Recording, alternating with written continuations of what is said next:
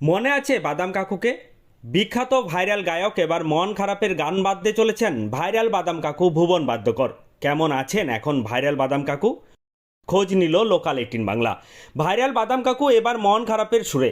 বাদাম বাদাম দাদা কাঁচা বাদাম, এই সুর একদিন কাঁপিয়ে দিয়েছিল গোটা দুনিয়া। গ্রামের সরল ফেরিওয়ালার গলা ছুঁয়ে গিয়েছিল দেশ বিদেশের মানুষের মন। বীরভূমের কোড়ালজুড়ি গ্রামের ভুবন বাদ্যকরের জীবন যেন রাতারাতি বদলে গিয়েছিল। কখনো রিয়েলিটি শোর আলোয়, কখনো টেলিভিশনের পর্দায় দেখা মিলেছিল বাদাম কাকুর। সৌরভ গাঙ্গুলির দাদাগিরি থেকে শুরু করে টলিউডে তারকা জিতের সঙ্গেও ভাগ করে নিয়েছিলেন মঞ্চ। কিন্তু আজ জীবন আর আগের মতো নেই। একান্ত সাক্ষাৎকারে মন খারাপের কথা জানালেন ভুবন নিজেই। বললেন, কি করব, খুব চিন্তা হয়। সবাই বলছে বাদাম গান তো শেষ, এবার আমি কি করব? গান ছেড়ে দিলেও চলবে না, ভাবছি একটা মন খারাপের গান লিখব।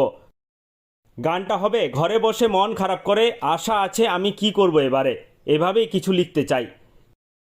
কি করব কে মানে চিন্তা খুব ভাবনা হয় যে কি করব আমি, আমাকে তো নিয়ে এখন কি বলবো। সবাই তো এখন বলে যে এখন গানটাও ছেড়ে দিলে, বলে কি করব, উপায় নেই।